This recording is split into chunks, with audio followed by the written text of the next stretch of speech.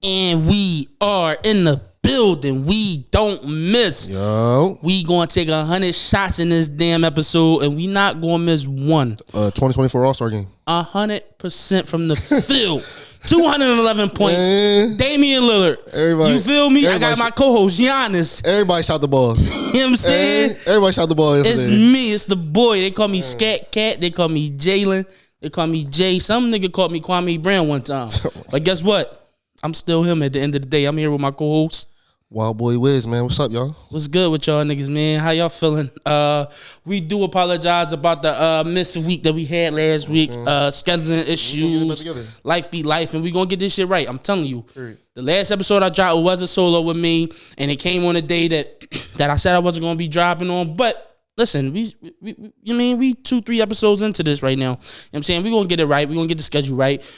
Eventually, we gonna get to the point where niggas notice that this thing is a real thing, and they gonna be like, "Oh wait, I can't fuck with Jay or Wiz because they got to do their thing." You know what I'm saying? Right now, it's not real to certain, and I'm gonna just keep it a bean. As I've gone through this before with the previous pod I was on. You know what I'm saying? Before it was real, nobody gave a fuck. I'm like, yo, I gotta do something. They like, man, just record on another day. Soon as that shit start popping off, oh yeah, we got you, and bro. take it off, they was like, oh no, you got recorded, right? Bro. Listen, it be days when I didn't have to leave the spot. They be like, oh no, Jay, you gotta do that, right? You good? I'm like, no, I'm cool now. You know what I'm saying? So, with the, you know what I'm saying? I'm telling you, the realer this shit get, you know what I'm saying? When people start seeing the results, they'll, you know what I'm saying, start bothering niggas less. Sure. But we did miss last week, and obviously we missed the Super Bowl. So we got some shit we gonna talk about as far as the Super Bowl. We ain't gonna do it take too much time because I know you've heard every analysis that was breaking down, and we ain't no special.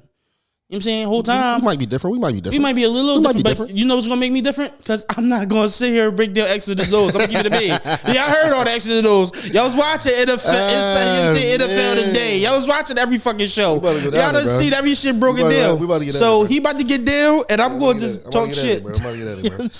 I had a whole thing of notes. A week went by, I was like. First, we got to address Usher.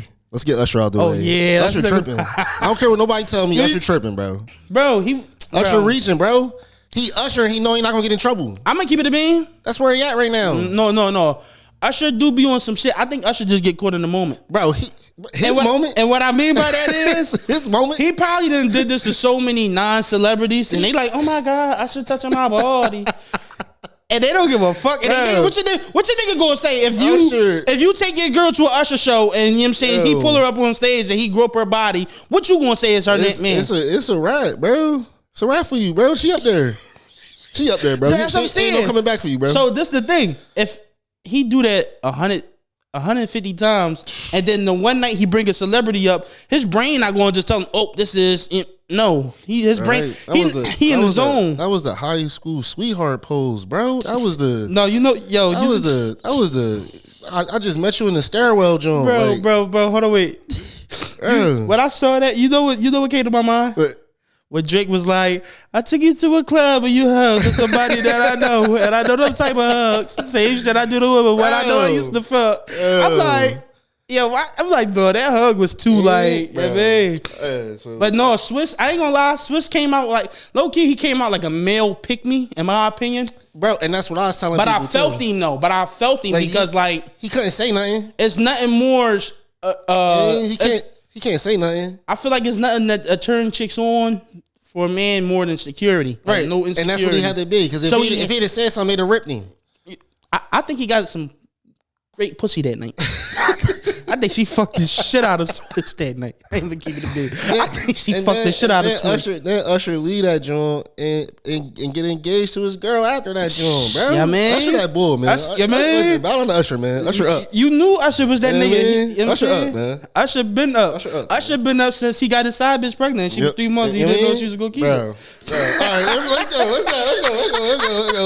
All right, let's start on the good. Let's start on the good with the game. First, I want to talk about the refs. I'm gonna be real. This is kind of one of the best called kind of Super Bowls. I feel as though it was some misholds here and there, but like every game. Other than that, it wasn't no crazy calls. Some shit that we really feel like they missed crazy. So I don't want to give big up to the refs. There wasn't this year. there wasn't that big call that goes viral and everything like, exactly. wait, during the third quarter. It happens every fucking big playoff game. There's always one call that gets super hot at the end of the game all the time. So I'm with you on that one. I want to get that up to them. Christian McCaffrey. I mean, come on. That man did everything he was supposed to do, he needed to do. You got 80 yards rushing, 80 yards receiving from your back. $160. That boy got more receiving yards than your receivers. All of them. More than all of them, too. Bro, more than all of them, bro. So big ups to Christian McCaffrey. He didn't have a rush TD. He had a fucking pass. He had a receiving joint. A receiving joint from Jennings to throw across. From Jennings. Hold on, hold. Real quick on Jennings. What you think about people saying that he might, if they won, he would have been Super Bowl MVP? What you thinking? I mean, you got to kind of throw him in there. He had a touchdown himself. Threw one himself. And the pass wasn't short either. It wasn't like no 5 yard. You mean, bro, that pass looked like it was about to be picked off. It should have been picked off. I'm looking like, that's in the air a long time. Amazing block while it was in the air. Yes, sir. So I mean, you gotta give it up. So big time. Shout out to Juwan Jennings. You know what I'm saying, I was a little nervous on that touchdown because on my parlay I had Christian McCaffrey for for a touchdown in the first, not anytime. That shit came at like the middle of the second quarter. Towards the end of the second quarter. No score first quarter. I'm like, whoever cashed out, good job on you, man. That's big ups. I was bitching, bro. Brock Purdy. I feel like he answered all questions for us. Thank God. He didn't win the game. But we not gonna act like that man ain't go out there and play his heart out. He had a Jalen Hurts-esque performance. Yeah, same way Jalen Hurts did last year. Went out there and did what he needed to do. It wasn't as good as Jalen Hurts, but it was still top tier. He went out there. He did what he needed to do. He slung that ball where he needed to sling it. It's not on him that they don't motion it. We'll get on the motion. Let's stay on the game. Let's stay on the game. Patrick Mahomes, man. I said it when I was here last time. I ain't betting against that man. Baby goat. Bro, he's a lamb right now. 333 through the air, 66 on the ground. Who are you, bro? Listen, who are you? I had him. You know what's crazy? I had him for the under on the rushing too. On the rushing, I took him for the over. I don't know why. Over both, bro. Listen. This is the thing. I didn't even, bro. I didn't even think about taking his over and through the air, only because I'm like. First of all, Travis Kelce, he got that shit going towards the end of the game. True. But I did not have him going I think Travis gave his all to get to the big game. He had 116 yards in the AFC championship game. That was his big one right there. So one-on-one all bro, playoffs. But then I understand it. He wasn't like going off in the first half. I'm like, all right, yeah. That nigga in the third, fourth quarter start going crazy. Man, and then Patrick Mahomes started finding people, bro. Yeah. And listen, it's two people in the league. Two people in the league that play the way he play. It's him, and to be honest, it's Josh Allen. They go into Superman mode. Yeah. And they will put the whole team on their back and be the rusher, the passer. They don't give a fuck. So, big ups to Patrick Mahomes. He just don't make no mistakes. Bro, not at all, bro. At the time, not at all, bro. He played with the reckless. If you don't sack him, it's over. He plays with the reckless abandon of Brett Favre, bro. But the intellectual decision making of Tom Brady. I know what I'm doing.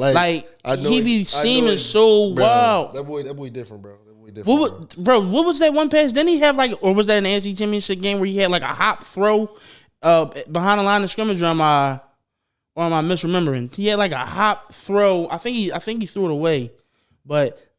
I think he jumped up, skipped up, and he threw it. Bro, you can't sack that man. You can't get him on the ground. If you don't get him on the ground, somebody open. That's just basically what it is, bro. He makes no mistakes, bro. Big up to Watson. Can we talk about Watson? My fault. Wait, he did throw a pick though. He did throw an interception. I think that's when he threw up. I think that's when he jumped and threw the ball. He climbed the pocket. He been trying to climb the pocket the whole game to get that pass off. Yeah, that's what it was. He finally threw it, and it was over. It was a little overthrown. But it was so non-consequential because they didn't do shit with the ball after. Yo, people, I'm not that critical on picks as other people are, because a pick is especially if it's a deep throw, it's kind of like a punt. Essentially. Oh, it's a punt. It's a punt. What I'm saying? All day. Unless they return it back, but if they catch it and just drop it, down, it's a punt. We ain't worried about that. Defense got to come do their job. That's what I'm saying. And they came back. I think they went 3-and-out. That started the Niners 3-and-out. 3-and-out. I think after the interception, they passed the ball 8 or 9 times. Yeah. All 3. We're going to get to that. But back to what you're saying about Watson. We definitely going to get to that. Big ups to Watson, though. 54 yards from that man, son. stepped up big time in that first half to help Kansas City, and then Travis Kelce came in that second half and showed up, and that was really the game changer. That was really the game changer. You know what the game changer was? The stupid ass punt off the hill. It's always, if you think about this game, you think about the Detroit and San Fran game. There's always a stupid ass play. If you go back and pretty much every huge game, there's always a stupid ass play that turns the tide. It's always a muff punt. It's a muff. It's always a muff punt. It's always a muff punt. As a Giants fan, you know I know about muff punts. It's always a muff punt. What need to be coached is, if he get past you, stop trying to block him, bro. Just get out of there, bro. Yeah. Just stop trying to block him, bro. It's happening too much. The crowd's is loud as shit. There's no way you can hear me yelling at you, running up trying to block a guy. Exactly. If he get past you, just let it go, bro. Especially when niggas know what it's like to be in pads too. It's a lot of ruffling in that bitch. Bro, you can't you hear not that hearing shit. no motherfucker. All you hear is your hair brushing against your ear and hard breathing and click, click, click, click. Man, in the middle of that motherfucking stadium. And then I might hear shit, but like that's the 8th thing that I heard. And now it's not the time because the ball already hit my ankle. And I'm turning around like, what you say? And then we're not gonna talk about him trying to pick the ball up. I don't know what that was. But he had to at that point though. Just get down on it though. Just get down he tried to scoop it. Why you scooping it? Just secure it. Kickers. Money. Oh my God. I ain't never see kickers kick so good in the Super Bowl day in my life. Let's just get that out of the way. Bro, what was the one joint where he kicked it and they landed right on the one? Bro, listen. Was that the Chiefs? Was that the Chiefs kicker? That was the Chiefs kicker. Bro, the punters and the kickers, well, the Chiefs punter for sure. The Chiefs punter for sure. And both kickers, outstanding. All 50-yard plus kicks. 52 plus yards kicks. I mean, you can't argue with it. You can't even argue with it. Especially when we went through playoffs and Super Bowls and stuff like that, where we've seen kickers be the cause of losses because they missed a field goal or something like that. And those dudes were missing from 30. These dudes is knocking it in from 55 plus. They set the record for the longest field goal, then came back out 2 minutes later, and the next kicker broke the field goal record in the Super Bowl. Yeah. So it's big ups. Yeah, I was actually surprised when they said, what was the first, 56 yards? Mm-hmm. I was surprised when they was like, yeah, this is the longest kick in Super Bowl history. Because I'm like, damn. People don't be trying. That's no, yeah. People don't be trying. I'm like, damn, man, there's no kickers that people don't be trying. Especially after our last conversation, we was like, kickers miss more than they did back then. Right. I definitely thought that they would have, longer kick. But then I also remember that niggas only recently start bombing 60-yard kicks like in the last 10 years. That's very true. You know what I'm saying? I guess that's why them niggas started missing. They traded accuracy for power. Because I swear to God, when I was young, the idea of a 60-yard kick was like, you can't do it. Yeah, you can't do that. It's over. I think the first nigga I ever seen do it was the Seattle kicker in like 2015 or some shit. I think that he had the record. I can't remember who it was. It was like a 61-yarder. And then I think fucking Justin Tucker hit a few flipped in there. Jason Elam a little bit ago. So it was definitely rare. It was definitely rare. That's what happened. Everybody else was definitely accurate. Yeah. But let's get on the bad. Oh my God. That's the bad. Let's talk about the bad. This game was stupid as fuck to start. I mean, it was a goofy ass, dumb ass game. Fumbles by both teams early in the first half. Driving.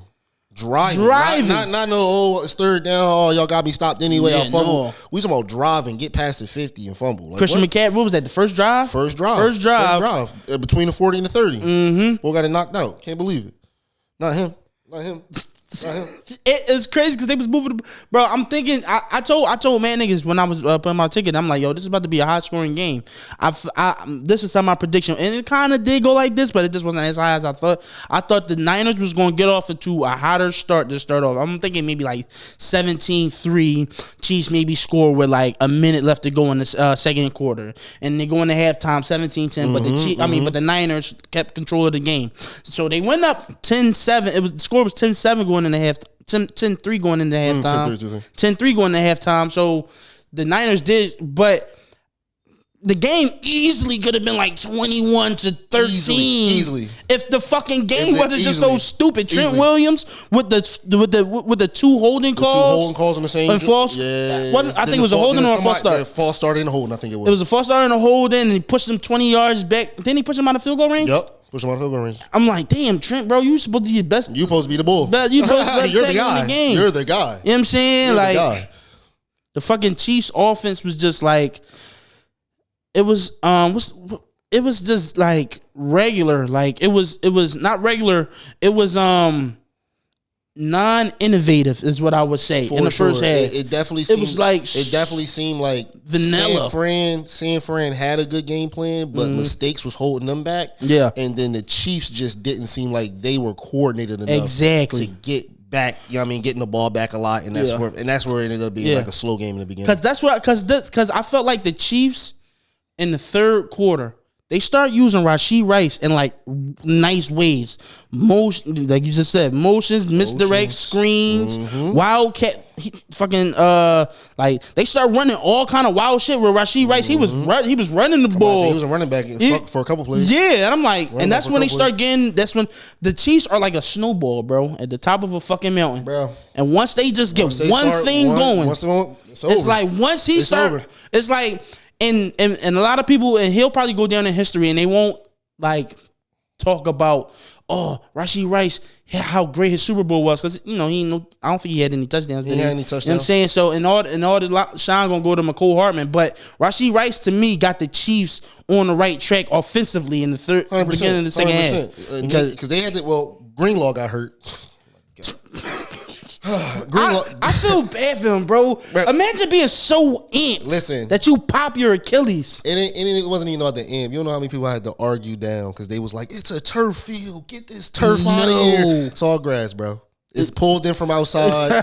It's on a fucking plate that they go in and out of the stadium with, bro. It is 100% grass in there. Homie was just too hyped up. He was just, you could see him, bro. Too hyped up. He was too amped. Tore his Achilles, bro. I did some shit like that to myself one time. Like so I do this weird thing, like where if I'm like when I'm walking and I see a curb, like I'll jump off my right leg and land on my right leg on the curb. You know what I'm saying? I don't know why. It's just like a little stupid thing that I be doing.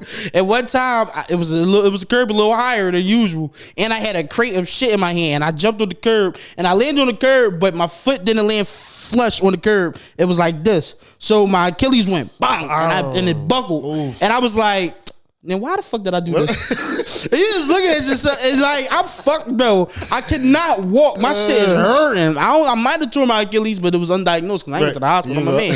Yeah, man, we don't do that. We're black. Yeah, niggas don't go to the hospital for injuries. Fuck, I just limped for that month. We good. Yeah, I just limped for I got a boot in the crib. You know I'll find one. Yeah, but and so after that, I'm just like, how fucking stupid I am, bro. I was just so like pissed off at myself, bro. So imagine this nigga, he on the cart, Achilles blown, done. He's gonna miss the whole offseason, probably the beginning of next season. Half of next season, for sure. And he just gotta be sitting on that fucking cart like he had 20% less, and I'm good. He had Travis Kelce, 1 catch, 1 target, 1 yard. Bro. And then it hurts more because you're doing such a great job, and then the guy who you mainly responsible for taking care of, he goes off in the second half. Off in the second half. And that was the next bad thing. Crazy one-on-ones for Travis Kelce again for some weird reason. I don't know why. Travis Kelce got one-on-ones all second half, and I mean, rest is history on that one, bro. I don't even get it. All playoffs. He been double-teamed all season. Because it's only so much that Fred Warner could do. Bro, but at some point in time, because they kept saying the defensive coordinator over there, he's trying everything. He's blitzing. He's that. How about you just double team fucking Travis Kelce? Just get that out the way. Just motivate somebody, 2 people to do that. I'm just going to put this in perspective. We know George Kittle is top tier. Probably arguably the best tight end in the league from receiving and blocking wise as a full tight end. He might be arguably the best tight end in the league. Most complete. 1,000-yard year, bro. 1,000-yard year from that man. And what he did? What he had? One reception. How many targets? He had like 2 targets. Bro. Trav, listen. He had 2 targets, 1 reception. He had 9 yards. I can't put it completely on him. But like Spagnuolo, bro. Fuck y'all talking about? The one-on-ones for Travis Kelce was just ridiculous. To just keep giving it to him and seeing him catch the ball. The third quarter, fine. We're going to come out. We're going to act like we're going to do the same thing. Send a replacement in. We'll try to do the same thing. Come on, buddy. Be you. Be the guy, right? You don't be about a fourth, say less. That's not your job no more. Who was the nigga that they had replace Greenlaw? They was focusing on him. I can't remember. Hold on. You keep talking. I'm going to look it up. Bro, it's so bad. So bad by him. So, Nick Bosa. Let's get on Nick Bosa. I don't know how you are arguably top 3 pass rusher in the league, right? in the conversation for defensive player of the year, and you get got on a quarterback keep on an unblocked backside, and then hold on, okay, you get got in the fourth. We in overtime. No problem. We in overtime. And you get got again? Who are you? I don't like. Sometimes it'd be like, you play football, bro. So you know, like sometimes, and granted, it's kind of weird to put my experiences with these niggas who done did way more and way more accomplished than we are. Right. And but sometimes shit comes down to like as simple as it can be. Sometimes you just be overwhelmed with what you got going on, and you. So for instance, I had a play one time when I was in high school, right? And I was I think I was covering the B gap, right? And my coach, and I was always nose guard, and I was a little wider than usual. Right. I was a little bit more on the outside. I'm damn near like the edge rusher on this joint. And so my coach, I look over to Phil, he said, Jay, and he did this, nose up. My dumb ass, instead of nosing up on the fucking guard, I went straight over to the center because I thought he just meant go back to nose. So I went back to the A gap, and the fucking the running back. That's where he hit. He hit that C gap that I was supposed to be in, and I was supposed to block up. And I knew what the fuck he meant afterwards, but it was just so much happening right at that moment that when he did this, I just went, nose. And I said, nose. And I went right back to the A gap. Said, block me, bro. Block me, bro. Make it look good. Block me, bro. Block me, bro. Turn me, bro. So because I played this position similar, what position you played? I was wide receiver. See, look, you wide receiver, but. So I'm pretty sure it'd be times where receivers do shit and you like, oh no, I can see where he fuck. I mean, I can see where he's saying. Sure. So when he making me style, I'm like, damn, bro, I could see where your brain was at, potentially where you fucking made that mistake. But also too, I'm not in the Super Bowl and I might get paid millions of dollars. Bro, the double crash down killed me, bro. You can't get, and I ain't do it twice. You can't get got. You can't get got. You get got in the fourth. All right, cool. You know what I mean? Fool me once, shame on you. Yeah. Right? You fool me twice, you can't fool me again. Bro. You know what I'm saying? Like you can't. So it's just it's crazy that he really bit down crazy on that. That was wild street. Bro, so fucking we gotta talk about Kyle Shanahan. Yeah, because we there. Come on. Christian McCaffrey, as we just spoke, 80 yards rushing, 80 yards receiving. We talked about the early part of the game. It was stupid, but he was moving the ball. What was he doing moving the ball? CMC, this game was good for a good 5 to 6 yards every time. You know what I'm saying? And it's a lot of people saying, oh, well, y'all don't know what's going on the sidelines. And I understand that because we don't know. For all we know, CMC could have went to coach. Like, yo, coach, my back is hurting. Oh, yo, I don't think he would have done that in the big game. I think he would have just put it all on the line. 100%. But no matter what the fuck was said, the one thing that's working for you this whole game is you're pounding them down the middle the whole time. He's making plays. He up the I. He up the A gap. He killing niggas. He getting 6 yards every time. 5-6 yards a carry. And you gonna sit here and tell me you gonna go away from that? In the third quarter specifically. And then he tried to get back to it late. Yeah, he tried to get back to it late. It was over now. You killed this momentum. It was over now. And also, the Chiefs is there. They in killer mode. The Chiefs was in killer mode. They smelled blood. Then you come out there and you go pass, and now they confident because it's not working. So you know what we about to do? Run blitz. I was just about to say that. Run blitz. I was just about to say that. I'm not worrying about nothing else no more. My two corners got your 2 wide receivers on lock. I don't understand how Brandon Ayuk and Debo ain't in motion nowhere. How you letting them get pressed over and over and over and over again? Shout out L'Jarius Sneed. We talking about what, 6-19? I think it was 6-19, 6-20, or something like that, bro. Like that's impossible in the Super Bowl. Offensive minded coach. There's no way you letting your 2 best guys get boxed up like that. Sorry, it's impossible. Impossible. Especially during a time where you see that George Kittle was having a hard time. Bro, it's like you should be doing everything in your power. And to be honest, as what you said with everything they was doing with Ayuk and Debo, that's the reason that Jawan Jennings kind of had the game that he had. Right. It's because he was like the other guy. It was like he was really the other guy. Other guy. My you know fault. Jesus Christ, bro. Oh my God, just watching watching that shit was just annoying. You just like, damn, Kyle, bro. Like, you supposed to be this offensive savant. You supposed to be a child prodigy taught from the school of Mike Shanahan, and like you at a shirt. You know what I just thought about? He might be the new age Andy Reid before Andy Reid was in Kansas City, bro. It could be. Listen, that's a good, super talented. Super talented. He gonna win. He gonna win regular season games. A lot of games. He gonna have some of the most craziest offense. He gonna be able to make dollars out of donuts. 100%. But when the games come to like, it's the big one, it's the big game. He just gonna make a mistake, and it's gonna be. And every year, same way as it was with Andy Reid. Oh, it was Donovan McNabb. Oh, it was Jimmy Garoppolo. Oh, Mike Vick can't read defenses. Oh, Brock Purdy, he's Mr. Irrelevant. That's why the discourse on Brock Purdy. But now it's like Brock in the building. Brock showed who he was. Brock in the building. Brock showed who he was. You put a little bit better game playing around Brock Purdy, and you would have won that championship, bro.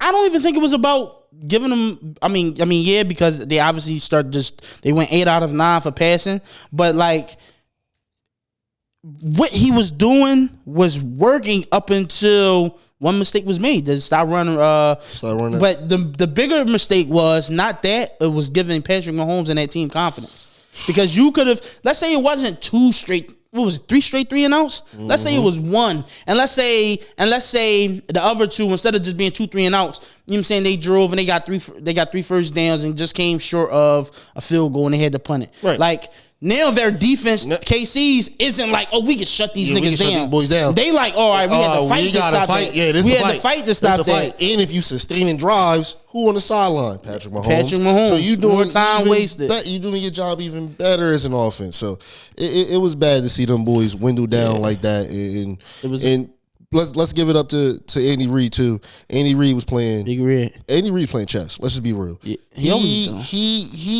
he was like, all right, this how you do this. This how you play that first half. Mm-hmm. This how you played that the first half.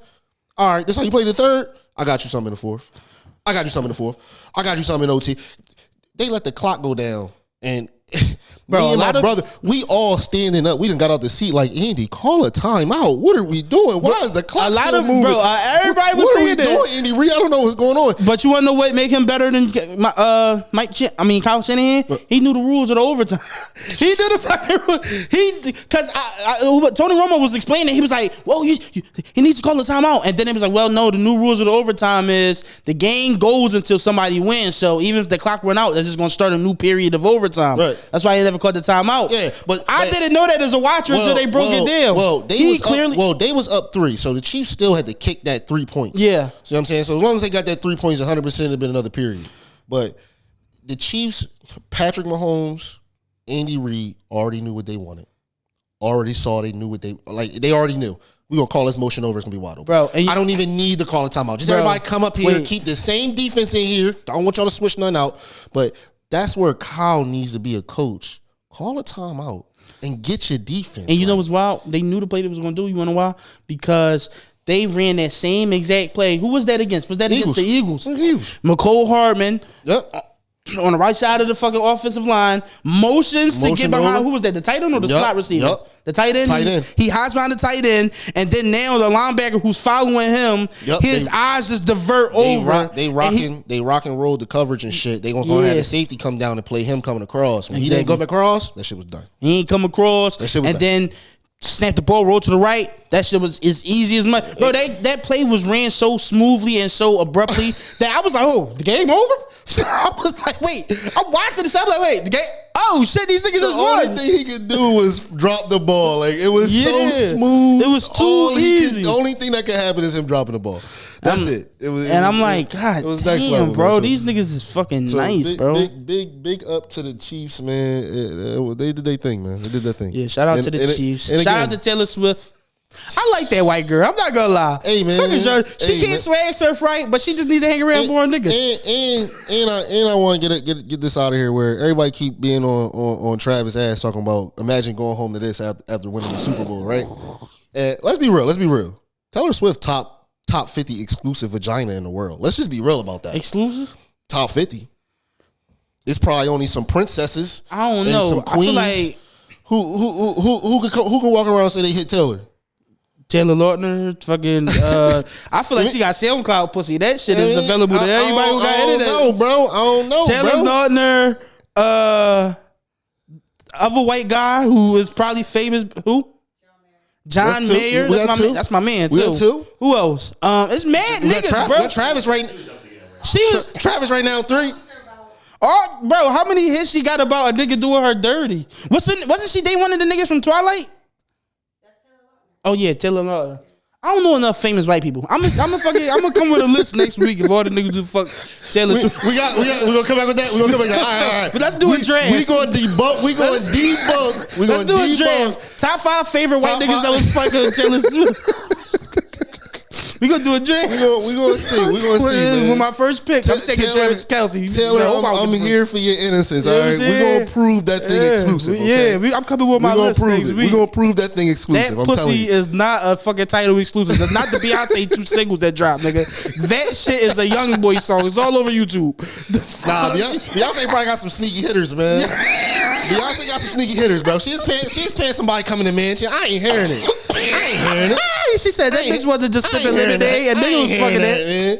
She's paying somebody coming to that mansion, bro. Come on, man. Little pool boy. You know what I mean? Wait, let's talk about last episode on We Don't Mess, I talked about how Patrick Mahomes' dad is gonna act a mess if his son win the Super Bowl. Oh man. Listen, they had the parade. I'm not making no jokes about that. Rest in peace to that one person who died. And why you make me laugh? Why you make me laugh, bro? Why you laughing at dead niggas, bro? Why you laughing at them kids that got killed? I mean, shot. Come on. All right. I'm back. All right, we good. That wasn't funny. Why you laughing, bro? Why you get like that? That's what get you off. Child murder. Somebody got popped at the parade. Somebody got popped at the parade. POP. Yo, can you imagine being a San Fran fan? Like in his San Fran jersey. That's who it was. It was a San Fran infiltrator. Yo. But no, listen. So somebody died at the Super Bowl parade. Right, we sorry. You know what I'm saying? Hold up. First of all, y'all can't be mad that Patrick Mahomes and Travis Kelce and the squad still got lit that night. I don't know them. Yeah. What? Keep it a bean. I'm lit tonight. That nigga said prayers for KC. He in the strip club. $500 million up. Big kid, Travis Kelce in there cheating on that little bland white bitch. What I'm supposed to do, bro? What are you supposed to do? What am I supposed to do, bro? You know what bothers me? I see Taylor Swift kiss. I see them kiss too much, and it's a nasty looking kiss. It's like one of those, like your nose touch their nose type kisses. Like they face be mushing like burns. I'm like, ew. Let's talk about Kelce getting lit, bro. I saw somebody say he gave Taylor the ick because when he was singing Viva Las Vegas, and it was the video of him singing Viva Las Vegas, and they cut to Taylor Swift, and she was like, bro, and she made like the face, and then in the background of the video was that song by Lady Banks, like he gave me the ick. I said no, bro. I said, bro, you can't have this little non like tripod built bitch and give her the ick. Like you know what I'm saying, you swaggy, bro. Big up to the Kelce brothers. Big up to them, winning right now, man. Patrick Mahomes' father, when I saw that somebody got shot, I instantly thought that he shot somebody. I'm gonna give it a big. I thought he got drunk again and shot. And this time instead of running somebody over, he just popped the nigga. But thankfully, bro, I know this is probably gonna sound bad. Can I ask you a question? When you see like horrible acts of like gun violence in like crowded areas, do you be secretly wishing to yourself like, please don't be black, please don't be black, please don't be black, please don't be black, please don't be black? All right. I should have got heard that. I was like, please don't be a nigga, please don't be a nigga. Did I not want him to be a black guy? Did I want him to be a black guy? Definitely not. Did I not wanting to be a black guy? Who knows? Could have been anybody. I wanted him to be white. And guess what? I saw him and he would fit the description. He was bald. I seen that bald, pasty head. I said, yes. I mean, I already knew from the door. I'm like, ain't no black person shooting nobody in no parade. Yeah. Not in the daytime. Yeah, no. It ain't that serious. I don't think a black person to shoot somebody in the daytime. But whites act up during Super Bowl parade. Listen, I remember I went to the Eagles joint. Well, that joint was turned. Gee, bro, I seen 2 Viking looking niggas. Bro. They look like the dad from How to Train Your Dragon. Start swinging. Bro. Like, they cleared out the crowd, bro. I swear to God, it was like 100 million niggas downtown. Down Center City. I swear to God. Bro. Right? Out of nowhere, all you saw was a big beefy white nigga and another big beefy white nigga. One had fucking a crazy red beard, and the other one looked like he looked like a ball. He looked like the fucking Kingpin, bald and just big. And they was throwing like big haymakers in it. And when he hit him, all you heard was blap, and then it was like whoosh, and then the crowd just opened up. I was like, yo, y'all whites. Oh. Yeah. Damn. Yo. He said he had a white nigga cut it, say he was gonna kill his whole bloodline. His whole bloodline? Because he cut in front of you in the train station, you said? Damn. Oh, it was during that day. Damn, and they was giving everybody free rides, nigga. So it's like, damn, bro, you still gonna get there. I'll never forget the terminal joint crashing down because everybody was on top of it. Homies fell off the light post. Yeah. Joint. No, white niggas act up when white niggas act like, listen, white niggas act at Super Bowl parties and tailgates the way that black people do at cookouts and barbecues. No doubt. Especially if you in Buffalo. Especially if they off the hook, off the Henny. If you in Buffalo, it's on. Nigga. You in Buffalo, it's on. We be so focused on the divide between us, but we never be focused about the similarities. Niggas and blacks, they be the same. It just be different venues. Bro, you feel what I'm saying? Bro. Different venues, bro. But so obviously I know you seen it. The whole talk about the Tom Brady versus Patrick Mahomes shit. All right, let's be real. Greatest start to a career since what? Tiger Woods, bro. I was listening to Bill Simmons. Let's be real. He said since Larry Bird, and he did the whole Larry Bird in his first 9 years, 3 back-to-back MVPs, 3 championships, fucking Rookie of the Year, and fucking like he just was was beating the shit out of Michael Jordan consistently for the first 9 years of his career. He only played I think 12 or 13, and those last 3 was he fucked up his back, paving his garage in Indiana or whatever. But his first 9 years was basically like a flawless resume. 100%. And I'm like, damn. That's kind of true. Like Patrick Mahomes, same shit. NFC championship games. Winning divisions. I mean, he has what? Championships. What was it? 1 or 2 like really questionable playoff games. And what was that? The first one against was that game against one against Tampa Bay. No. He played his ass off though. The Tampa Bay joint? When he lost? Yeah, he got blown out that joint, didn't he? Yeah, he got blown out, but nigga, he was performing like it was because his team. It was just him. That was the one where he was parallel to the ground falling and he hit the nigga in the helmet and it fell in the touchdown. It was just him. But I'm talking about where he performed badly, and that was that Bengals game. Remember the Bengals game? They was playing like he was playing like a beast in the first half, and then the second half, Cincinnati defense changed. He just was like they was questioning if he was concussed that game. They was like, yo, did he get concussed? Like, what the fuck happened? And that's when Joe Burrow became Joe Burr. And Joe Cool, Joe Shiesty, my dog, my favorite quarterback in the league right now. I'm not gonna lie. But this is my thing. Tom Brady isn't the GOAT because of the start of his career. Tom Brady isn't the GOAT because Tom Brady is the GOAT because he changed what quarterbacking is. And what I mean by that is quarterback is usually it's usually a position where it's the lifespan on that damn. I just fucking hit myself in the mouth with the mic. You guys, you bitch ass nigga. I just hit the shit out my face in the mic with the. What the fuck is happening? I'm playing with my fingers right now, bro. I fucking hit myself in the face with the mic like a dickhead, bro. Oh my god. But anyway, like I was saying, fucking Tom Brady, he played until 45, and he was great up until 44. Like his last season was his first season where he wasn't like right. And so the conversation for me with Tom Brady and Patrick Mahomes doesn't start until Patrick Mahomes reaches at least year 15 of production. 100%. Because this is how I feel. Much like with a fight in UFC or boxing, you are rewarded more for your rounds later in the match than you are at the beginning. Right. So we've seen fighters who've had great round 1s, 2s, 3s, 4, 5, and then they go later into the joint. And even though you may say like, oh no, they had more rounds, I would give them more rounds. The ones at the back end are more weighted. So what I mean that I'm trying to bring that over into the career is like Tom Brady, his first 3 Super Bowls, he was what? A game manager, like people always say. He was just a regular quarterback who was decent. You know what I'm saying? I would say Tom Brady wasn't as good as Brock Purdy is now in those first 2 Super Bowls, bro. That's 100%. I would say Brock Purdy is better now than Tom Brady was. Defense carried that boy. Defense carried that boy and the kickers. So he's graded more as far as his GOATness for what he did later on in his career, where it became he just became like Thanos. I am inevitable. Like, yeah, I'm here now. Like I swear to God, I'm watching. My brother's a huge Falcon fan.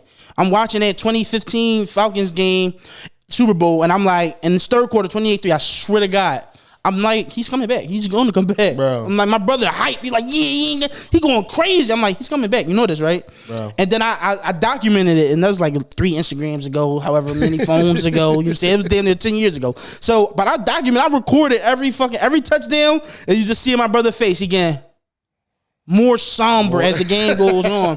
And when they fucking scored that touchdown to send it to overtime, I think who was that? Sony Michel they ran it in? Or James White might have been. White or something like that. One of them weird. I think it was White. I think it was James White. Yeah, one of them weird running backs that they had that wasn't good, but always just showed up on time. Always was just in the building. Yeah, but and that's to me what makes Tom Brady is like he's the GOAT. You know what I'm saying? And I'm a Giants fan, so I can speak, super biased, because unbiased. I mean, because we beat that nigga twice. Like he ain't no skin off my back. Ain't no skin off my back to like admit that he's great, right? Yeah. But that's what makes him like. That's what puts him over top. So I just feel like it's truly too early. Because Patrick Mahomes had this career, fuck up something. Knock on wood. Fuck up something, and then his next 8 just be pedestrian. He could be Kirk Cousins for the next 8 years. Nothing, bro. Then the conversation goes from, oh, he's the greatest of all time, to he had one of the best careers ever. Right. You know what I'm saying? And it's all packed in early. Like on some D-Rose shit. I mean, well, the Chiefs are doing a good job right now because they signed him to that 10-year deal, and he's not killing their cap space. They're getting Patrick Mahomes for a bargain right now. Mm-hmm. So they have a little bit of wiggle room to bring in receivers and stuff like that. Travis Kelce, 1-2 more years in him for real. So 2 peak years, then he gonna be like just. Well, I mean, this year was kind of the whole. He run a route, he caught a ball, take him off the field. He run a route, he caught the ball, take him off the field. That's how I felt. So they was game managing him a little bit with the time and everything with the snap count. So I see like 2 more years. I see 2 more good years in Travis Kelce, and he probably get up out of here. So, but yeah, they're doing a good job with that. But I mean, you got to catch Tom Brady. That's the first thing. That's what I'm saying. Let's just get that completely out the way. You got to catch Tom Brady. Yeah. Is Patrick Mahomes the most talented quarterback I've ever watched? Yes, 1,000%. That is easily. But the GOAT. The GOAT. Yeah, because you got to incorporate career. It's longevity, bro. Because I feel like he get. And the thing about his career is he's not even 30 yet, and he has 3. Brady has 7, right? And then let's say he plays another 10 years. Let's say he goes 3. Let's say he goes 3 out of the next 10 years. That would get him at 6. But he could just. I don't think he has to be at 7 to like overtake him as the greatest. Okay. But I feel like if his stats are just that much overwhelmingly better, right? And it's like he just performs so much bro. He already has the 3rd most playoff wins among quarterbacks ever. Quarterbacks, bro. Yes, Brady is like clear. Brady is like overwhelmingly above the field. I think he got 34. 34, something like that. Yeah. But he already has more than what? I think it was like Joe Montana, Peyton Manning, fucking Drew Brees, 100%. Aaron Rodgers, Brett Favre. He has 14. And it's like, let's say Patrick Mahomes wins 40 or something, right? Let's say he has 40 career wins in his playoff career, right? And let's say he wins only like 6 Super Bowls or whatever. And he has 5,000 more pass yards career wise, and has like 30 more touchdowns career wise. You can't tell me that he's not better. You know what I'm saying? It's a true argument at that point. It's on some shit like where it's like yeah, even though Michael Jordan don't have as many rings as Bill Russell, it's just like he was just better than him in so many more aspects that it didn't matter that he didn't have 11. It was like you still got a lot. It's Jordan. It's like that's the thing, because he'll still if he has 6, that's still way more than everybody else, just not one person. Very true. And then he could just perform so much more better than bro. What if he goes like 6 for 8 in his career. That'd be crazy. That'd be crazy. Yeah, that'd be crazy. But so that's I saw. We gonna wrap football here because we wasn't even supposed to spend that much time on fucking the Super Bowl because we are a week late. And I said, yeah, we ain't gonna do X's and O's. We start breaking down fucking Mecole. We broke down Mecole Hardman's play, all that. But no, so I saw that they had like early prediction that they had the Niners as the early Super Bowl next year favorite. And I just thought that was weird because I'm like, one. We know how hard it is to even go back to back to the Super Bowl. And as a loser? As a loser. Like, there's never, like, what? Let me ask you a question. What was the last loser of the Super Bowl that the following year was good? I think the Bills, and that was back with Kelly. What was that, 90s? Yeah, I think they the last people that went back to back. Yeah, he went 4 straight and lost all of them. So other than that, I don't think it was no one else. Because the Eagles was about to break that mold earlier this season when they was 10-1 and they was like, Then they hit that what they call it, the gauntlet. And them niggas is ass. They hit that. And them niggas is just ass. I hate the Eagles, so I just love shitting on them. But them was it the no, it wasn't the Seahawks. I was about to say was it the Seahawks? Was it the Broncos? No, we had a year in between that. Oh, y'all did. I think that was right. Was y'all Tom Brady? They beat us, and then they played Tom Brady. That's when he threw the pick. Okay. So yeah, so that's why I'm saying that's why it's a little weird that they had them as early Super Bowl favorites, and then also too is like it's not, Trey Greenlaw did get hurt, but it was in halftime. It wasn't like the worst. It wasn't like this nigga. I thought this nigga was a wardrobe check. I thought this nigga was signaling something like, wait, do I got something right here? But yeah. So what am I say? With the Niners, yeah, Trey Greenlaw did get hurt, but if you look at the game, there was nothing that was outstanding that killed them. Like for instance, last year when they went to the NFC Championship game, Brock Purdy tore his UCL. Who was that? That was some receiver. I forgot who the hell. No. Who was that hit him? That was what's my man? Hassan Reddick. Hassan Reddick. He hit him when he was trying to throw the ball. Fucked his elbow up and he couldn't throw. So it's like, yeah. Oh no, if we had a quarterback, we be right. And they proved that. This year was like, yeah, Trey Greenlaw did get hurt and he was in the first half, but it wasn't even like. He was solely responsible for Kelsey, and Kelsey did get off, but it wasn't like Kelsey was the main reason why they dominated in the second half. Yeah, so my reason in saying that is, what more do y'all expect from the Niners to make them just the Super Bowl favorites next year? Yeah, when you know that KC is going to get better. Like, they should be the Super Bowl favorites for next year. The worst statistical year that man's ever had. Exactly. Went to the Super Bowl and won it. And no receivers. The first team in NFL history to lead the league in drops and win the bowl and win the Super Bowl. And win the bowl. You know what I'm saying? So it's like unbelievable. It's crazy, bro. It's unbelievable, bro. So we gonna get it. We gonna get into the NBA, bro. So All-Star Weekend just passed. Did you watch any of what was going on? I watched pretty much all of it, bro. All right. So we're gonna go day by day. Friday, Saturday, Sunday. First thing I want to start with, Shannon Sharp, you my man, but you was on some nut shit with Kai. I ain't gonna lie.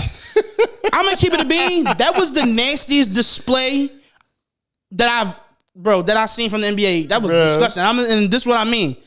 They milked that nigga for all the pre-game content possible. He was on every red carpet. He walked in with Steph Curry. Bro, he did the thing where they was like, you gonna get MVP?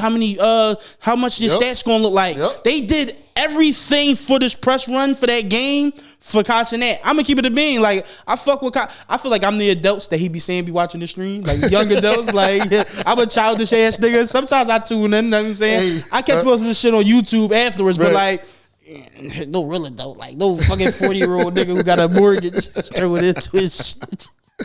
But no, like, y'all milked that nigga for all he was worth, and he played 2 minutes. They made sure he brought all his fans and everybody to watch the game. They made sure that. And you wanna know what's crazy? They always dropping ratings. They ain't dropped the rating for that game. No. I bet you those ratings was up. Yeah, ratings was up. I bet you them ratings was up for Kai, bro. You know it was. You know what I'm saying? Even though people might not respect him as a traditional celebrity, you gotta admit, like, he's probably one of the most hottest celebrities. He getting money, bro. Out right now. That boy make money. That nigga is that boy touching make money 8 figures. That boy make money and he know. Nigga, come on, man. he have the most popular stream musicians and just people period trying to come on his shit like coming to his crib. Coming to his crib. And bro, and they milked him for all that content. That nigga played 2 minutes. And the crazy thing was, he got in and got a bucket. He came in, he was in there for 2 minutes and he hit a little float. I'm like, okay, Kyle, you've been practicing. Bucket. That nigga got a bucket. Then they wasn't passing the ball when he was wide open. They wasn't passing, yo, bro. You know what's crazy? So me, I'm a big fat nigga, right? I've always been, you know what I'm saying? I've always played all sports. I used to be a bucket in basketball when I was a young boy. Like, ass niggas about me. You know what I'm saying? Ass niggas about me. He fucking moved his head a little funny. Ass niggas about me. You know what I'm saying? I used to be a bucket in basketball, right? But say I would go to a different neighborhood, right? And like niggas don't know me, so they just like, oh, that big fat nigga, I ain't playing with him. So I get picked up in the game. Nobody trying to pass me the ball. Like I gotta get when I get the ball. No, I'm not passing. I gotta just show y'all what I can do. Right. But as a big nigga, what they did to Kai is what they would do to me all the time. I'll be down in the gym, baby on me. Give me the fucking ball. I'm about to throw this up, right? But I'm a fan. So, right? They would just ignore me. Ball goes up off the rim. Boom. I'm fat and big. They just think because I'm fat and big that I'm going to just get every rebound. Nigga, I can't jump high. he 50 pounds shorter than me, but this nigga can jump. He can jump. Nigga, it's a rebound. What I'm supposed to do? Just throw this nigga and grab the saying? So niggas like, bro, get the fucking boards. Like, what's up? I'm like, yo, this nigga got hops. Look at this nigga. He dunking. I'm 5'11". Nah, I shrunk. I was 6 foot. I shrunk. I confirmed with my doctor. You know what I mean? But is that Achilles injury? You see it? He stopped jumping on the curves with one leg. Fuck my whole shit up. Fuck my whole career up. Fuck your whole height up. But no, like so when he was just in the middle of the paint, just standing there like this, yo, give me the ball, and he just ignored him. Michael Parsons was a ball hog that game. Bro, he was Michael Parsons was he was drawing. Bro, I said, who you think you is, bro? Boy, was Zion out there. That nigga was Zion. Yo, I was about to say Paul Pierce, but Zion is better. He went over there, bro, and tween. He do no move in the tween. He just went back down. No, but he had I said, CJ Stroud, do something. He had a left though. I ain't gonna lie. Bro. He had this one move where he came in the lane, spin move to the left hand. I said, oh, okay. Bro. I could tell you played a little bit. That boy was Zion. Big up to Puka. Puka got a couple dunks in there. That last dunk when he was open. Then the other boy on the other side, the high jumper boy, I forgot his name. I don't remember his name, but I know he's talking about. He had a dunk. He was slamming. Yeah. He was slamming. So it's always some freak ass athletes from another sport that you realize like, yo, these niggas be these boys different. These niggas just be super athletic and they just happen to be very skilled in the sport that they chose. Yeah. But these niggas can really like, if you see any of these niggas in Planet Fitness, LA Fitness, they gonna cook the shit out. They gonna cook you. You gonna look at him like, man, that nigga's a gymnast. Fuck out of here. Jump right out there. He gonna jump over your fucking head. You know what I'm saying? Jumping out the gym. But no, who else? Big up to Jennifer Hudson, man. I mean, Jennifer Hudson was running up and down that court. You know what I'm saying? Say that out there. You know? Big up. I love you, Jennifer. Shout out Jennifer Hudson. You know what I'm saying? Looking like Coco Jones if, she had too much cocoa. Running up and down that court. Well, she was jogging for real. But I got hype it up. I love her. You know? This nigga's so funny. Oh, shit. Jennifer off the bench. He said, I scooted to the end of my chair. Like, hold on, cuz. He said, I see you. He said, your spotlight. Yeah, I might have to pull up to the next All-Star joint. You know what I mean? Front row that joint. Who else was in that joint? Fucking, the boy Tristan Jazz, the nigga that be doing all the crazy layups on Instagram, the white boy. Yeah, white boy. He was doing some shit. 50 Cent had me cracking the fuck up because he was bitching about they team being loaded the whole time. 50 Cent losing his voice by the end of the game was the most hilarious thing about it all. That's how you know the coaches and shit had fun. Bro. It was a fun game. It was a fun game. Very fun. I ain't gonna lie, Friday would probably be my favorite if I had it like that and I had the cash here to go and just kick it. Friday night would be my day. Yeah, Friday be the day. Cause like everything else it'd be trying to take it too serious. This shit is all fun. This shit is all fun. Shit is all fun. Did you watch the Rising Stars game? I didn't watch none of that. I watched that shit, bro. I can't Wemby and them lost to the motherfucking G League Bulls, man. I ain't never seen so much money lose to the other money. What's his name? Martellus Bazula? Or some shit like that? Balling. You can see it in Victor's face when they made the shot and they lost. You can see it in his face. Like, he really was mad. Like, I can't believe we just lost this game. So, man. The Thompson twins should have been in there. I ain't gonna lie. For sure. Sorry, and Amin Thompson, they should have been in that. I was mad that they wasn't because I like them. Like, big ups to them boys though, man. They had their chance. You know what I mean? What they tell you all the time, you play 5 minutes, play your minutes. Mm-hmm. Play your minutes. So them boys went out there and played their minutes. Saturday, let's get to Saturday.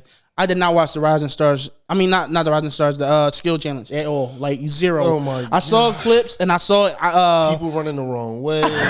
People dropping the ball, can't dribble. Bro, like, I saw Anthony Edwards shooting left-handed to hit the side of the bucket, the backboard. Anthony Edwards over and under on Thursday was like 23, 24 and a half. They interviewed that motherfucker, and he was like, yeah, I'm going to shoot all my shots with my left. That shit went down to 10 and a half. Like, I'm dead. Less than an hour. Less than an hour. FanDuel and was like, nah, y'all not about to win money on us. And he, Lord behold, went out there and shot this 1-3 ball. And he shot that bitch with his left hand. Shout out to y'all niggas who chose the under when that shit was at 23. Big up. Shout out to y'all who chose big the money under. Made. Right? Yeah. Big money made. Yeah, good job. It's good that job. one nigga who put $100 on it. Bro. Crazy. So, yeah, fucking Anthony Edwards was tripping out there. Yeah, but man. the 3-point contest was... I feel like the 3-point contest is the star of Saturday night now, bro. Yeah, it basically is. It just depends on... It's just... Because the thing about the 3-point contest is... It's a versus, and we're going to get on this. It's a versus, and it is what it is, and it is what it'll always be. And what I mean by that is there's no innovations to shooting a 3-pointer. Ball. Exactly. A dunk contest is different because how many times am I going to see a nigga dunk over a 7-foot nigga? Or how many times am I going to see a nigga put the ball in between his legs? Right. It's just it's 30, 40 years of the dunk contest. So it's like we seen everything. Unless a nigga gonna get up there and dive from the fucking top of the rim and fucking do some crazy shit. Well, I feel as though that's where the NBA needs to get in there at, because let's be real, we got a lot of 35, 40-year-old professional dunkers out there. All right. So big ups to y'all guys, you know what I mean, out there getting that money. 40-year-old can still jump out the motherfucking gym. We don't have those dudes in the NBA. We don't have those dudes in the G League. So it's kind of understandable that we went from Zach LaVine and Aaron Gordon, not really street ball dunking, but doing some amazing dunks, to where now we seen the dude that won it this year and last year. He kind of came out with a little high school phenom. You know what I mean? He came out with a little street ballish to it. Exactly. But he's the only one. So it's a pain that we got men, they making millions, right? They making millions playing basketball. They not taking their days off to go practice dunks, bro. It's just not a real thing. And it's like, so even if you look at the guys who, and I'm gonna keep it a bean, they always talk about, the stars just need to participate. And that's kind of true. But if you look at it, I'm just thinking about it. Let's just go back. Zach LaVine, Aaron Gordon, neither of those guys were stars in those years. In that 2016, that was before Zach LaVine popped. He was the third best player in Minnesota. Aaron Gordon was just an upstart in Orlando at that time, right? He was just big time dunkers. Then Aaron Gordon versus Derrick Jones Jr. Derrick Jones Jr. is role player. Aaron Gordon, who was still just an upstart, in Orlando. Mac McClung last year, who had a great year, G League player, right? G League player. Even if you go back, 3-time dunk contest champion Nate Robinson never was a star player. His best year came in Chicago, when he helped them go to the playoffs and beat Brooklyn in the first round. Fuck them niggas. Even if you go back even further, Jason Richardson, fucking dunk contest legend. He was never really a star player. He was a good. He's a good. Jason Richardson, good, solid dude. But you know what I'm saying? He wasn't that. But he was never a star. Like, obviously, you have the outliers where Dwight Howard won it. Fucking Vince Carter, who was a star. Kobe was a rookie, though. Yeah, Kobe was a rookie. That was his very first year. Very first year. After he started getting stardom, he said, nigga, I'm not doing this back shit. In there, bro. Michael Jordan, when he did it, 1988. No, 1986. I mean, that was 86 dunk contest. He got injured in 88. That was his second season as an NBA player. They don't talk about that. They don't talk about none of that. They won't talk about that. Yes, he's Michael Jordan, and yes, Michael Jordan was a star instantly from the moment he got to his year. But his second year is the year that he did it. Meaning what? When he got on top and he's going back and forth with the bad boy Pistons, nigga, I'm preparing for war. I'm not practicing these dunk contests. So the dunk contest really has never been the place for stars. I saw Stephen A say, LeBron James has single-handedly killed the dunk contest. Yeah, how? It's like, what? No. Why are you looking for clicks right now, Stars have never really indulged heavily into the dunk contest. And LeBron never needed to do it, bro. You know what I'm saying? So, can we cook? I want to cook up some ways on how we can make All-Star better. It's a whole movement behind this. And I think this is low risk. They should start doing king of the court 3-dribble one-on-ones. Who? Because listen, nobody gonna care about that either. Big bro. But listen to this, right? So you had Sabrina versus Steph, which big up to Sabrina. Sabrina did that. Big ups to her. Low-key, I think she fucked the W, though. I'm going to keep it a bean. You want me to tell you why? Because she proved it. So now that she did that, and she put up the same amount that Dame did winning the contest. So now, and even though she might be the top shooter in the WNBA, it's not the same, but the margin between her and the next 15 best shooters isn't like crazy. Isn't crazy. So because that's all they do is shoot. All they gonna say now is, well, why don't the WNBA have the NBA 3-point line? I ain't got no problem with it. And I feel like they should move the 3-point line back. I ain't got no problem because with it. she showed them ladies is shooting back from there anyway. Yeah. So she showed that they can shoot from that clip now. So now it's just misogynist. Basically. You know what I'm saying? Yo, why y'all hate women, bro? Why you hate women? Yeah. But no, this is what I'm saying, bro. Say they did like a one-on-one King of the tournament. You get just 6 players. Little small bracket. 6 players. You know what I'm saying? 3 one-on-ones, advance, next shit, right? Winner of that gets $500,000. You know what I'm saying? Winner of that gets nice little cash prize. Winner of that gets a boost in their next contract extension or some shit. I don't know. There's ways that they could do it. Well, now if I feel like we're going to do a tournament like that, vote for the dudes, let them get their all-star selection on their book. I'm a 6-time all-star. I'm a 7-time all-star. That's stuff that they can take into contract negotiations and things like that. So I'll take that. But just put the underlings in there.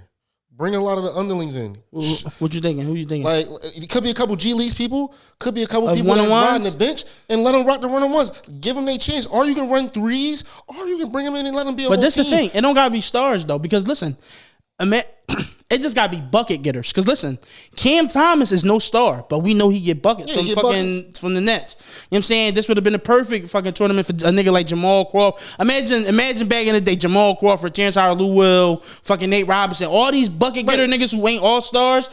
Because niggas is going to watch that. These are guys who have, like, crazy highlight reels in the league, but they aren't superstar players. So it don't even got to be the Kevin Durant versus Kyrie versus Jason Tatum, PG, and all that. It could be niggas like, oh, let's say fucking, like I said, Cam Thomas. He went against Jordan Clarkson and fucking, it's, Jaden Hardy from the Mavericks, and it's fucking Devin Vassell. Like, these is niggas that get buckets. Anthony Simons. These are all niggas that get buckets, but they not stars. They're not stars. So, and they don't have the highest contract. So these niggas is going to ball for that little 3. Say it's $250,000. They is going to ball for it. But then this is where we at, though. Bro. What if somebody get hurt in there then, bro? That's why I say it's safe, because that's why it's 3 dribbles. You niggas not getting hurt off one-on-one. Niggas not getting hurt off one-on-one. I feel you with the 3 dribble. Niggas not getting hurt off one-on-one. But you never know, bro. Might get serious. We got $500,000 on there. That's why we lowered it to 250, nigga. Nigga, you ain't gonna kill you. But also, too, this is another thing that I'm saying. It's not. Say they get hurt. Cam Thomas, the Brooklyn Nets ain't doing shit this year. So that's non-consequential. Anthony Simons, Portland. And that I'll be cool with. I'll be cool with the bottom tier motherfuckers, teams that we probably know ain't gonna be in there. I'm cool with that, because I ain't got time for Luka going in here taking the game serious, and now I ain't got him for. But he wouldn't though. Not at all. You know what I'm saying? Luka ain't playing serious at all. He wouldn't give a fuck how much money is on Luka is definitely the next James. It's definitely the current James Harden, because James Harden used to do the same shit All-Star Weekend. Niggas like, yeah, during that year where he had 30-point games in a row and shit. That nigga was not All-Star break game. I'm not coming in there to that nigga in the corner, bro. Is playing around. Bro, Luka got that bitch, like, I think it was like end of the third, bro. Shot that bitch from the free throw line on the other side. I said, yo, my boy really not trying, bro, man. When he did try to do the dunk, bro, the backboard, I said, nigga, you almost fucked your back up. That fucking rim stuffed the shit out of him. I said, nigga, I saw you back, bro. Oh man, Luka got stopped, man. You know what I'm saying? But I'm all for them guys getting the day off. Because let's be real, man. Let's be real. Let's keep it real. The All-Star game. Because so many people are like trying to kill them and be like, oh, they need to be serious. They need to be competitive with the stars. Da, da, da, da. If you want to see the stars play, every 4 years there's a thing called the Olympics. I love the Olympics. Okay, there's a thing called the Olympics where a lot of the best USA players get together, and that's where you can watch that type of stuff where they take it serious. They should start televising those runs when they remember the what was that famous 2014 national team where everybody and that's where that clip of Kyrie Irving bringing in the whole fucking offense came, the whole defense, and he went crazy bringing the ball up half court and shit. they should start televising. Like, obviously, they should leave it up to the staff, like, of the footage that they want to be released. Because I'm pretty sure they got shit that they be saying that they don't want. They don't want everybody to hear. Yeah, they don't want nobody to hear. You know what I'm saying? But they just record it non-audio. You put out the tape and fucking like edit a certain way, put music behind it, like how they do on TikTok and shit. You know what I'm saying? So, but that's where I got the idea of like the one-on-one, some shit like that. You know what I'm saying? And like I said, bro, it don't gotta be the stars. Because if it's just bucket getters, that's why I say it's one of those low risk, high reward type things. Because it could be just like, because they're bucket getters on every team. Right, there's a bucket. Like, and then if a nigga get hurt from the Pistons, who get buckets, if Marcus Sasser gets hurt from the Pistons going against Cam Thomas in the king of the court, it's like nobody gives a fuck. Well, see, that's where I feel is like, but it still might be entertaining because nigga, we watch YouTubers play one-on-one. So you're not gonna tell me I'm gonna watch two high elite bucket getters. They just be on ass teams. It don't matter who name that is.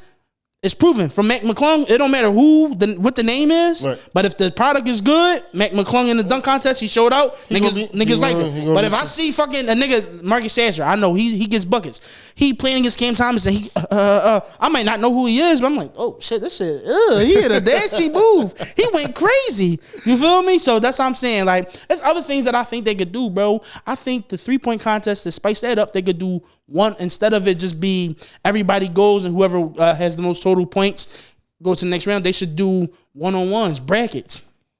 So it could have been like Dame versus Cat, I like that. round one. I like and that. then fucking Steph versus whoever, round one. That. And then the winner of that one goes to the next bracket. And then the winner of that goes to the championship. You know what I'm saying? That could be fun. Arms tired. You know what I'm saying? Arms tired. But it's gonna be the same amount. It's gonna be the same amount of rounds that they would do if everybody just did it, not simultaneously, but you know what I mean? Right. Nigga, what if they had two ball?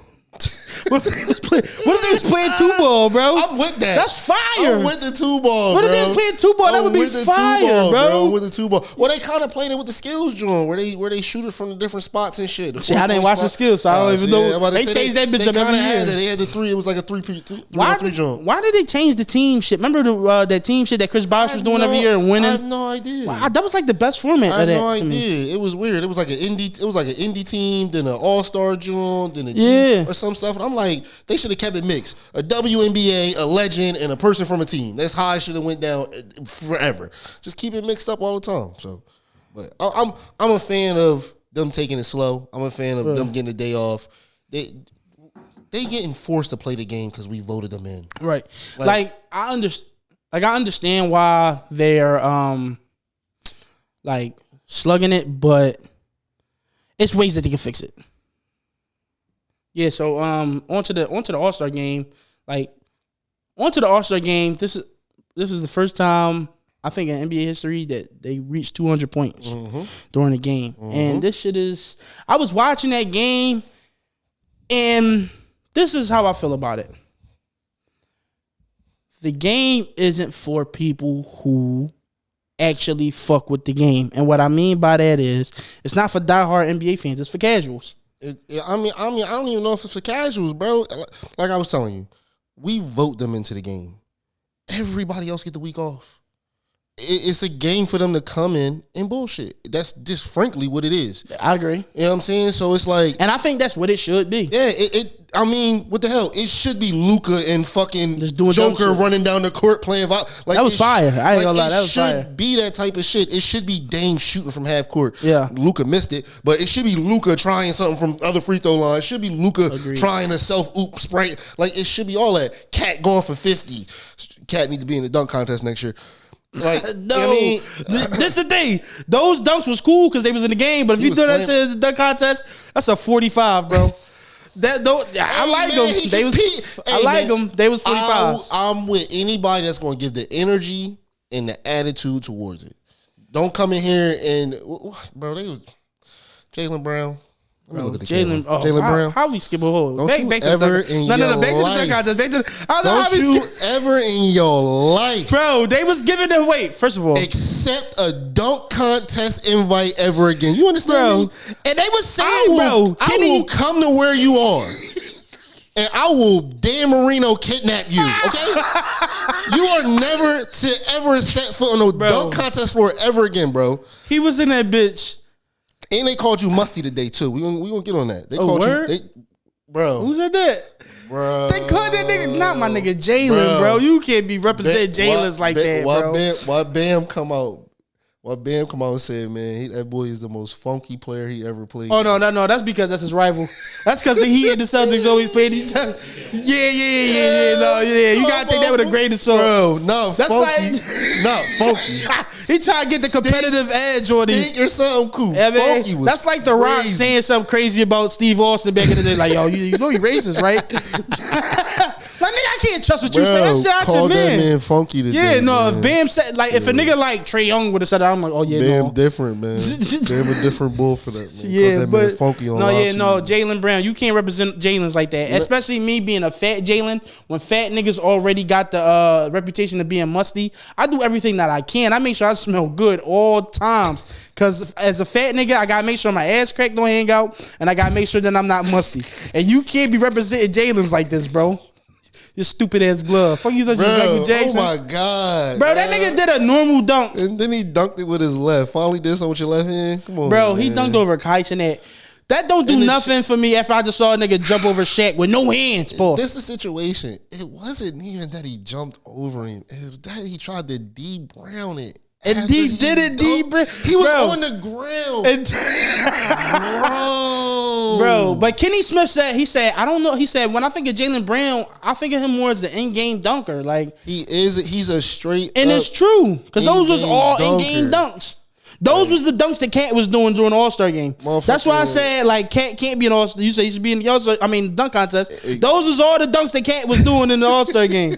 He just did he just saw Jaylen Brown highlights and was like, yeah, got it. I'm going to do it. Motherfucker did a Cape Crusader, man. Bro. This motherfucker jumped down, put the cape over his eyes, bro. I ain't never seen nothing like it, man. But yeah, the All-Star game, I liked it, bro. We had Trae hit his signature move. You know what I mean? He nutmeg KD. You had Dame from half twice. Yeah. You had a Joker tomahawk. You had Luka dunk. NFL dunk. You had Tyrese Halliburton come out there. Tyrese Halliburton smacking that shit. Smacking. I thought he was gonna get MVP at first, but he cooled off a little later on in the game. Dame hit that second halfie, and that was it. It was over. So, but yeah, Tyrese Halliburton came out there. I was just there for Maxey. Maxey even came out in the beginning of the game, dropped 10 in the first 2 minutes on the floor. I was just there for my boy Tyrese. They say I look like him. Like, bro, it looked like it was a good game. It was a lot of little entertaining stuff in there, some oops and everything. LeBron got some good dunks in, couple good passes. Tyrese Halliburton tried the white chocolate off the elbow. I liked it, man. It was a good game. Yo, he did. Yeah, it was a good game. And he succeeded it, but it just was a little sloppy in the pass. Well, I mean, because it hit the double bounce today. Well, let's be real. When White Chocolate did it, it was a person trailing him two steps away. Exactly. He's elbowing this thing over to the corner. And he got to do it accurate. And Dame wasn't in the corner yet. Right. He was running towards the corner. So like, it was kind of nice. It was you feel me? It was all over the place. But nonetheless, I'm cool with the game. The game was good. All right. So talk about that, right? And we got a lot of people shitting on the dunk contest. And I'm sorry, not shitting on the dunk contest, just shitting on All-Star Weekend, period, right? And you know what a lot of people do, I noticed, they sensationalize shit from the past. For sure. That kind of wasn't that in the moment. And then like, oh, well, this should be like this back then, right? The Kobe thing and being talked about how Kobe was talking about the game. And I'm like, even when Kobe was in the game didn't get that's what I'm serious saying. till like the last 5 minutes. Yeah, like. And that's if it was close.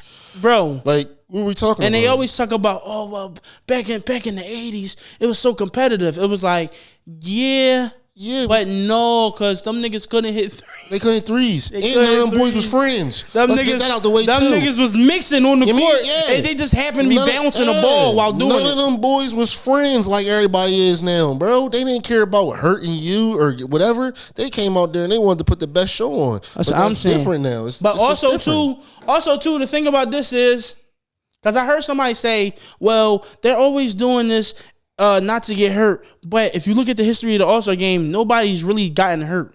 Yeah, no one's gotten hurt. And I'm like, damn, that's kind of true. But just because it hasn't happened don't mean it won't happen. Yeah, I'm not. But then also, too, I got to say about that is, You nailed it right on the head. You said everybody else in the league is taking the day off.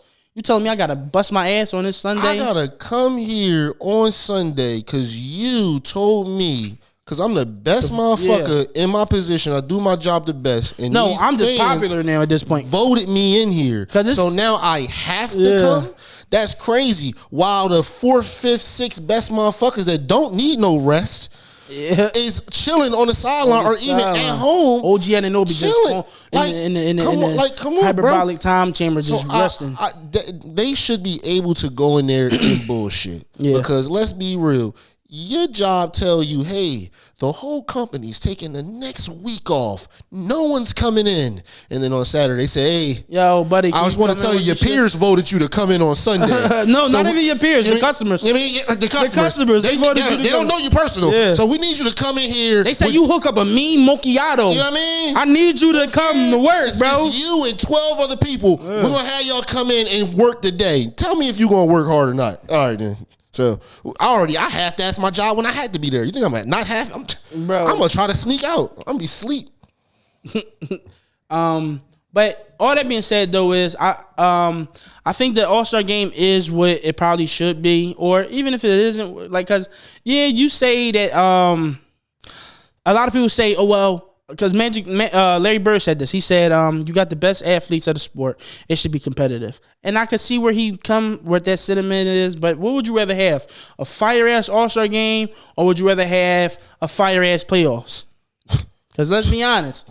If fucking Joel Embiid was in this All-Star game and he was, if Joel Embiid, me as a Sixers fan, he's injured now, but if Joel Embiid was at the All-Star game and he was fucking playing hard as shit and he fucked his knee up, bro, you know how mad I would be? I'm like, nigga, why the fuck would you die for that ball in the All-Star game? We would have been at the place where they was going to check his knee. We'd have been disguised as doctors. I'd have been like Joker in that scene from The Dark Knight when he had the fucking nurse outfit. No bullshit, bro. Like, what were you talking about? I'd have had to slap him a couple times. I'm like, do you think I'm a man with a plan? Like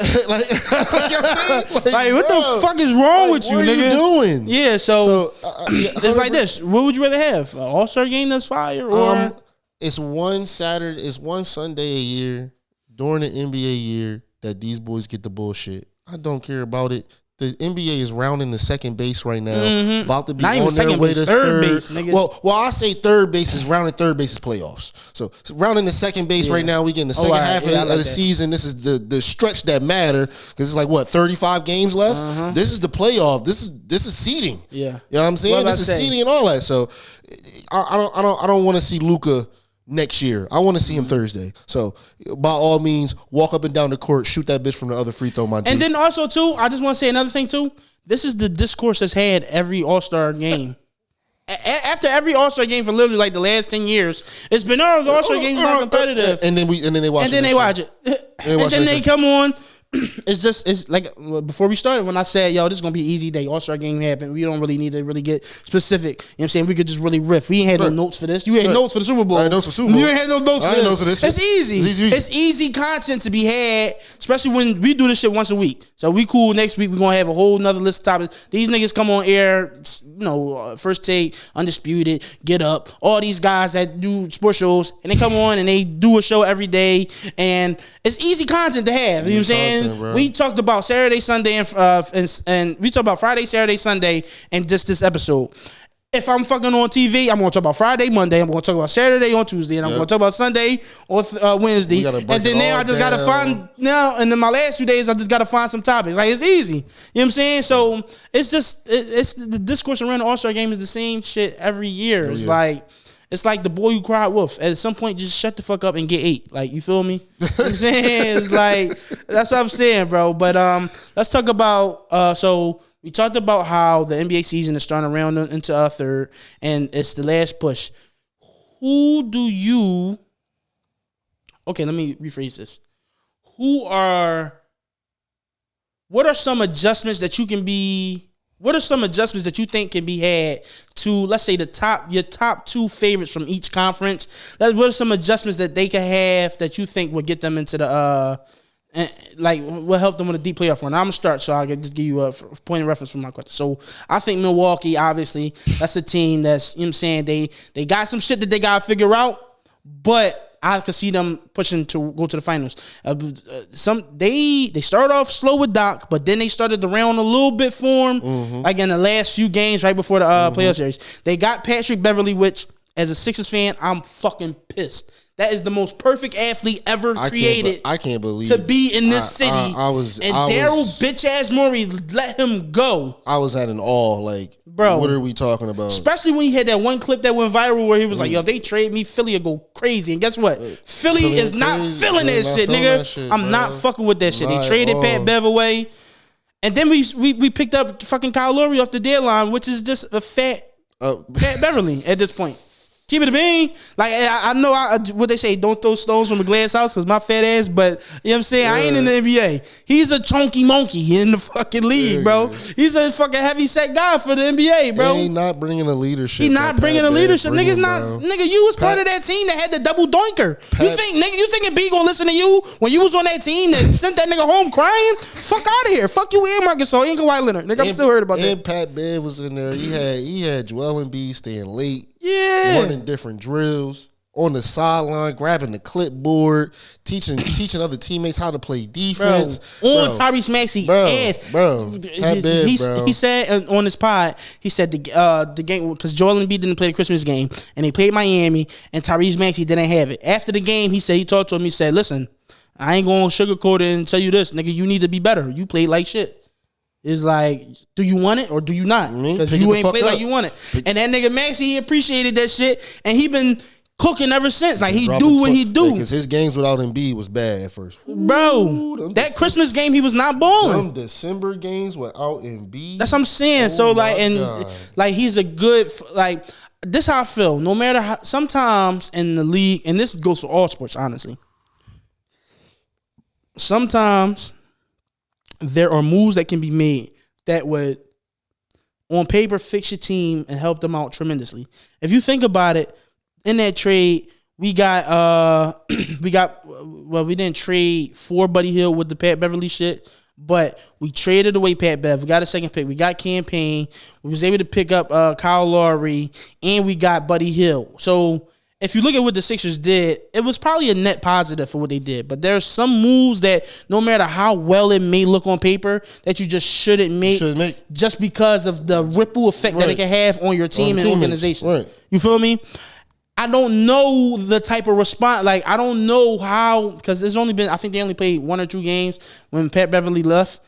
And Buddy Hield, since he been with the Sixers, nigga, the ballers, I'm excited to see what he gonna do with Embiid. But we don't know when Embiid come back. We don't know the full extent of what this trade might do. It might be good or it might not be. We don't know how they gonna receive Kyle Lowry. I saw a clip today on Pat Bev Pirate where he found out that they signed, they brought in Kyle Lowry from the buyout market. He was like, "Oh, I see what y'all was doing now, Daryl Morey. You want some shit? Like, you wanted me to get up out of there so you could bring your boy." No, he wasn't mad at Daryl Morey. Nick Nurse, because Nick Nurse, that's his man. Yeah, they won the championship together. He was like, "Oh," he said he just was putting together some shit that was going on like throughout the locker room. He was like, "Now I'm knowing, like, y'all got me up out of there. You brought your boy in." He was like, "Yeah," and he's like, "I know niggas do this because Doc brought me in. I'm his boy from the Clipper days." So we don't know how the rest of the team is going to respond to that. Because now they might look at it like, damn, did you really just trade my man? I was fucking with Pat. Did you really just trade my man to bring Kyle in? Especially after Pat went on and said that they told him he wasn't going to be traded. Exactly. That's the other situation. You know what I'm saying? So it's all fucked up news. Like, it's all fucked up news. And then, like, yeah, Kyle Lowry from Philly, but it's like, he from Philly and he went to Nova. So it's a double drum, but it's like, yeah, the time we wanted you, bro, was 3 years ago when you went to Miami. Feel me? We don't want to. We don't need you now, bro. You just a refrigerator on the sidelines at this point, my boy. And big ups to Pat Bev. Pat Bev was going out to Philly courts, man. Outside playing basketball with kids and shit, man. Bro, Pat Bev embodied the city. Nah, for sure. Pat Bev fit here, man. That's dead ass serious. I don't know how they let him go. That's crazy. But what's the team that you think some adjustments can be made to? A team that need the biggest adjustments for real to me, and I really feel like they can make a run, is the Kings. The Kings have bad third and fourth quarter defense, and they can be up. You watch Kings games? Oh yeah. Oh, listen. Because listen, I don't know shit Fox is really do no wrong, bro. He really do no wrong. Like, that's my nigga. I fuck with Fox. And they'll go out there and they'll be up 10, 11, 12 points and come to the third and the window down. Come to the fourth and the window down even more. And then they in the dogfight with Detroit or somebody. Not saying Detroit is the worst team, but they'll be in fights with teams that they should be walking over. You know what that is? Domantas Sabonis. He got exposed last year in the playoffs by Golden State. Like, bro, he was arguably their best player, maybe second best player. And Draymond just psychologically abused them last year. Like, he was like, yeah, I'm gonna leave you open. You ain't gonna take that shot. And he like, yeah, and we're gonna put you in a million pick and rolls, and we're gonna have you on drop coverage. And guess what? You're not gonna be fast enough to get up on the perimeter player. Draymond is a non-offensive threat, so it's crazy because it's basically 2-on-1 in the defense's way when he doing pick and roll, right. Unless he got the ball and he passed and shit. Right. But it's like you want drop coverage, you're not gonna come up, and you're not gonna be fast enough. If you do come up, then he's just gonna go right past you. And me, without even being an offensive threat, you still can't do nothing. So just imagine if you got a team they got whoever is the pick, whoever is the screener. And he does have like some type of offensive repertoire. Now fucking Sabonis is stuck between a rock and a hard place. He is just terrible in like he got Rudy Gobert feet. Like he can't. No, that's for sure. He got Rudy Gobert feet, but Rudy Gobert gets away with it because he's 7'4", 7'3", 7'3", long arms, defensive player of the year type. So even though he probably can't get up on the shooter fast enough, his arm is long enough to still disturb the shot. He gonna block that shot if you go past him, and he don't got the greatest recovery speed, but his wingspan allows that because he in the building. Because he always in the building. He can just jump from further and hit the ball from further. You can go ahead and jump 4 feet away from me, bro. I might meet you there. Like, but in the Western Conference, and this is probably gonna sound crazy, I'm gonna say the Lakers. Because this is probably the best year they ever gonna get from AD as far as health wise. He's not missed many games. I think 6 or 7. Bro, right? Anthony Davis meant what he said at the start of the season. I give it to him. Big ups to him. He said, "I ain't playing that day to day." I doubted you, bro. I doubted you. I did. I thought I ain't gonna cat. Yeah. That was like famous last words type shit. But some shit I think that they could do is obviously their team just got to get healthy. Gabe Vincent, I still feel like has a place on their team, even though he been hurt a lot this year. But even before he left. I mean, wasn't playing as much with injury. He wasn't, just that well, and that happens when you move from. Not only it happens when you move from one team to another, it happens when you move from the spectrum of difference between the Miami Heat and being as structured as they are, right. And kind of the loose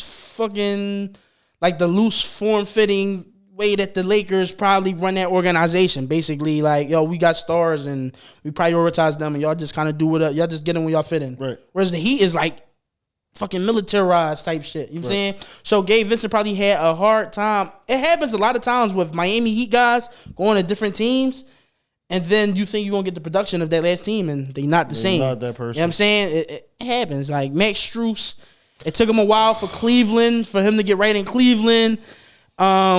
Who else was somebody? I think Amuri Yurtseven went somewhere last year. Remember the fucking third string center for the Heat, and I can't remember who it was that picked him up, and he was like, "Damn, nigga, why you not playing like you was in Miami?" Right. It just happens. But he gonna come back. He gonna be able to hit some shots for them. D'Lo was playing really well. Nobody talking about that lately. D'Lo, Austin Reeves I love Austin Reeves. I love Austin Reeves, but man, he up and down right now, bro. He all over. He been cool. He been cool lately. The last few weeks, all over the place a little bit, man. But I just like what he is. Like, no, he's the perfect little plug and play type of guy. You know who he reminds me? You know who I think his offense, who his football equivalent. He reminds me of Pacheco, Isaiah Pacheco. Like, he's not great. He's not great, and he's valuable. He's valuable, and what he does is needed. Yep. Like, what he does fits that team. And it's like, he's not the best at doing what he does, but he always going to come through when you need him. And it might not be the best every game, but I'm saying... Little baby Tyler Hero. You know what I'm saying? Little baby hero. And he got size. He got size and length. He do. You know what I'm saying? But his defense a little... Oh, my God. This nigga talking about pause. This saying it is what it is, bro. You bitch ass nigga. You pause yourself. Yeah. But, But yeah, so my next team is I'm gonna just throw my own team out there, bro. The Mavs, bro. I was hoping you was gonna say that because I got thoughts on it. The 2 signings was huge. Let's get that out the way. We about to have like a 10-man lineup Daniel Gafford is the perfect center for you. That's the center y'all been looking for. Well, that's the situation. Derek Lively is kind of that same guy. So, but he's a rookie. Yeah, he a rookie, but he plays above the rim as well. So to have both of them in there and they can both come out for each other, that's huge for the team. He is what Derek Lively is potentially, but right now he won't go through the pitfalls that a rookie, because a rookie gonna hit a wall at a certain point all the time. Derek Lively has had moments where he was, where he hit the wall, where he wasn't as productive. He was not being productive on some days and things like that. Yeah, 100%. So but Daniel Gafford is like, he's just basically insurance for that. Yeah, it's up. So I like Daniel Gafford. I fucking who else was it? Who was it that y'all grabbed? Who else was it? CJ who? What the fuck is his last name, bro? No, y'all got damn. We gonna look it up. You gotta look it up, bro. Nigga, it don't matter. They call me. I'm gonna say this shit even if it's ass bull J, nigga. So back to what I was saying about it was PJ Washington. PJ Washington for the Mavs, bro. It was PJ. If you want to know what we laughing about, fuck this nigga behind the camera. Yeah, fuck this bitch ass nigga. Yeah, it was PJ Washington, man. Yeah, but PJ Washington, bro. I love the PJ Washington pickup. I love the Daniel Gafford. And then you know what's crazy too? I already had the Mavs as a sneaky conference final sleeper, bro. Because no matter what position they are in the playoffs, Luka shows up. Luka about to come out there and put hands on anybody he sees. And Kyrie is in the perfect role for him. Kyrie over there getting one-on-ones. As Robin, who can sometimes take the mantle as Batman. He's Dick Grayson. Same thing as, what was that, 2016? Same role that he played in those Cleveland championship runs, those final runs.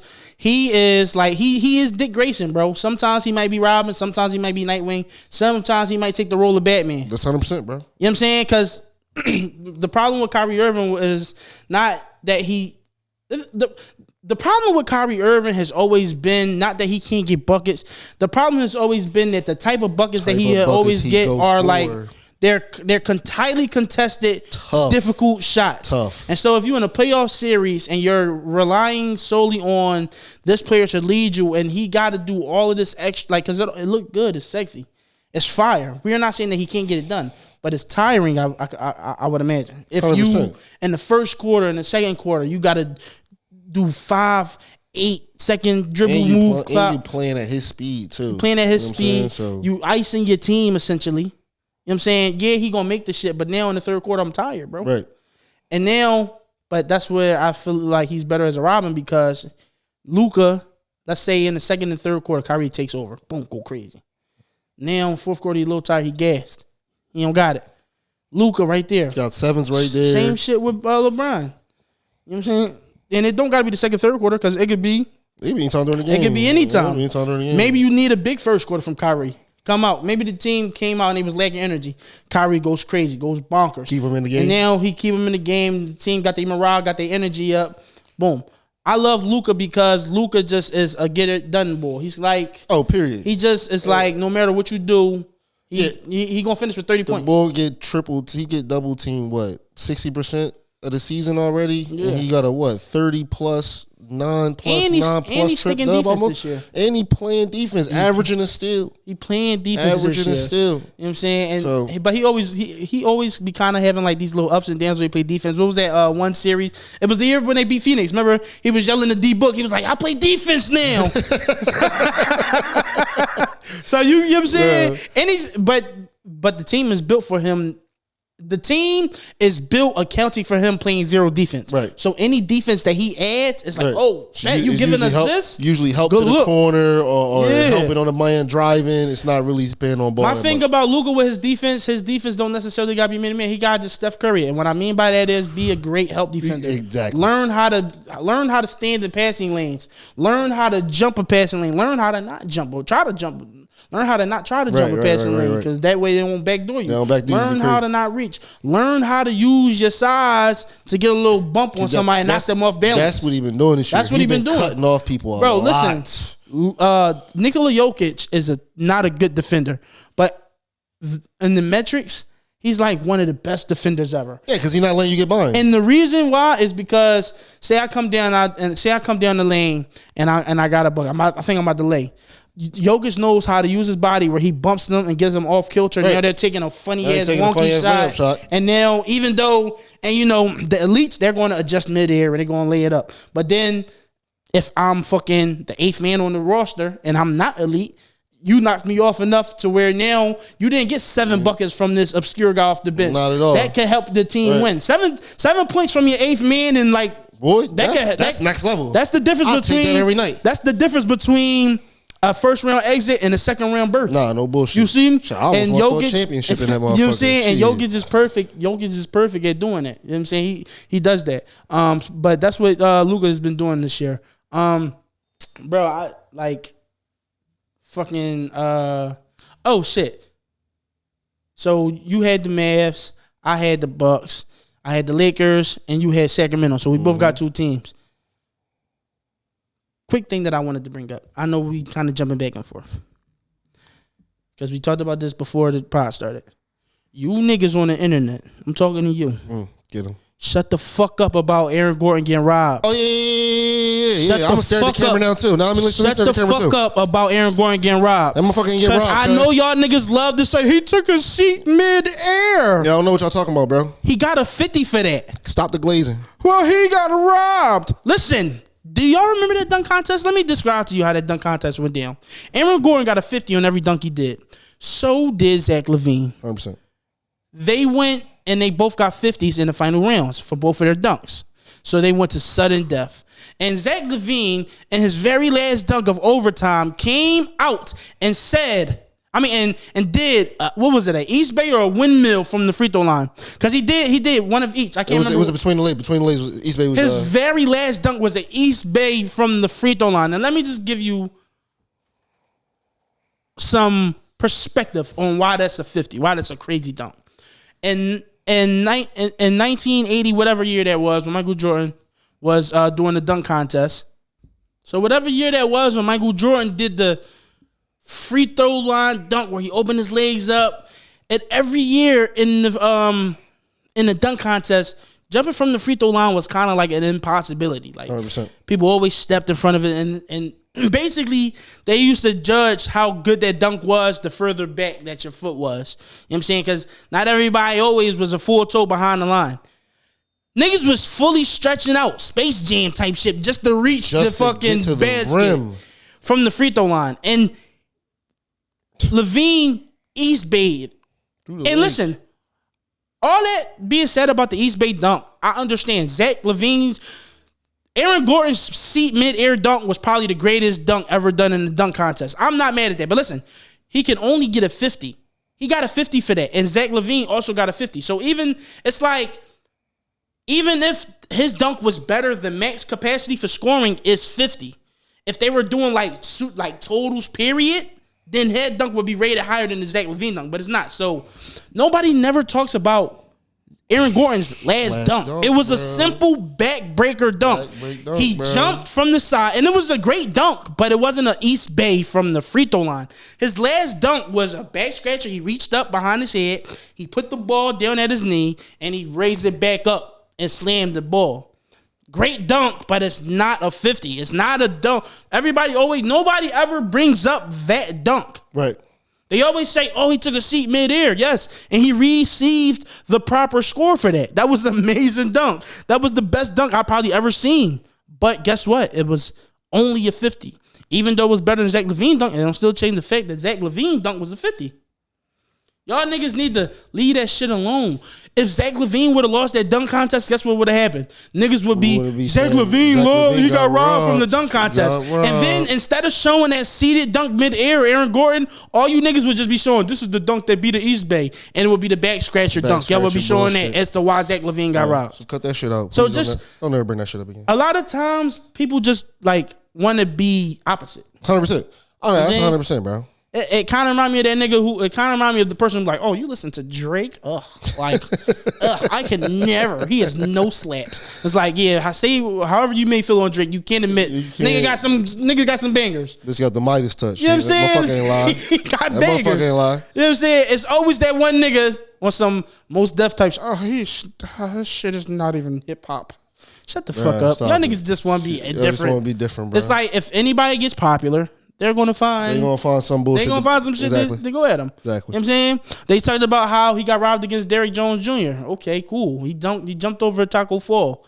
He almost broke that nigga neck. Did y'all watch that dunk? Like, he almost broke that nigga neck. Like, he jumped over him and he took a shit on his fucking head. I saw it. It was Dookie stain on his collar. I saw it. Like, you know what I'm saying? Like, if you're going to jump over somebody, make sure you actually can clear them because you're going to get knocked if you land on their head. I'm sorry. Like, what the fuck is going on, bro? I hate you internet niggas. Wait, let me get my head off, bro. I hate y'all internet niggas, man. Y'all need to stop fucking typing on the internet. I hate y'all. Leave your Twitters, your exes, whatever y'all want to call it alone.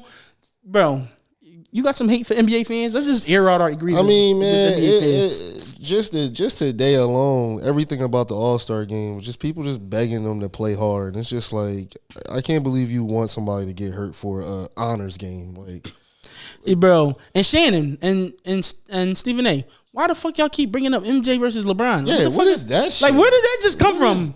That was not what I was thinking about. Like when I was watching it, I did not think they gonna find a way. It's like when a nigga dating a bad bitch, he always gonna find ways to show off his girl. Always find out, bro. It's like these niggas always gonna find a way to bring Michael Jordan versus LeBron. Always find a way, bro. That shit like, damn, bro, I fuck with your sneaks. Oh yeah, no, these the Mike MJ11s. I'm like, yo, but my LeBron's better though. Matter of fact, Brown over that nigga because he got more of a point. Like, wait, what the fuck? I just compliment me on my shoes. How did we get here? You know what I'm saying? You ever just been around a nigga who want to flex the bitches he fucking? Bro. You be like, damn, bro, I fuck with that shirt. Or word, yeah, no, this is the anime John. This the Hunter shit. Oh yeah, my little bitch like Hunter. You want to see her? One name comes to mind, Daryl. Just keep going, bro. Just come on, take the show on, bro. Shout out to my UPS niggas. Take the show on, man. Take the show on, man. Shout out to my niggas. Take the show on, Shout out to my UPS niggas who know who we talking about. Wasn't nobody at war more than me, but we just gonna keep going, bro. We not gonna go there. No. We gotta have a segment. Tales from the ups. Tales from the ups, bro. Listen, my first week getting promoted and meeting this nigga Daryl, bro. I didn't even know this nigga like that yet. And this shout out to my boy Ant who promoted me. He was like, yeah, because I had a little shorty on a ramp at the time who was on my body, and my boy Ant, he was like, anytime niggas see me or a fat nigga with like some nice junk, they be like, yo, my man really like that. So he said that to him. He was like, yeah. He was like, yo, Jay got some work. He walked up to me, bro. He said, word. And he showed me 5 naked bitches in his phone. I said, nigga, bro, I did not ask for this. This is not professional. My God, bro. You are my boss. Bro, did the same shit that me. You know I was messing with Danny. And that's one of the chicks that he showed me. Bro, bleep that name out. Bro. Bleep that name out. But you know what I'm saying? So I go up in there and he find out about it. The minute I get up there, oh man, you like my sloppy seconds? Then tried to pull out the phone like, bro, I don't want to see your pictures, bro. He was nasty, man, bro. Calm down, bro. Just chill out. Like, you know how many times I was working on something and then out of nowhere I seen this nigga trying to get at it? That's all times, bro. That's him. That's his work, G. That's his bag right there. He loved doing that. Let's go. Come on, bro. Move on, bro. Tales from the ups. Slimy bull, man. Bro. Slimy bull, man. That nigga, UPS was some nasty work in that joint, bro. UPS was nasty. Bro, listen, I look back on my days there, and I'm like, I'm glad. Like, I probably could have been more messy in that joint as far as just going there. I think I might have taken like 3 or 4 joints in my time there. But just looking back on that experience, I'm like, bro, these niggas was disgusting. Like the first time when they told me that a nigga was knocking some shit down on the Sword Out slide. I said, ew, it's cameras up there? That slide dusty. That slide so dirty dusty. As shit. You wouldn't even make it down on the walk-off if you licked that motherfucker. She said... They came and found you up on the walk-off. Like, why you ain't come back down here? And I know what they probably said. Just grab a cardboard box. Remember how they always had cardboard box laid around? Just grab a cardboard box and lay it on the jaw. We should be good. That box dusty as shit. That box dirtier than a motherfucker. That box got amoeba on it. Don't clean. What the fuck? Motherfucker don't clean nothing in there, man.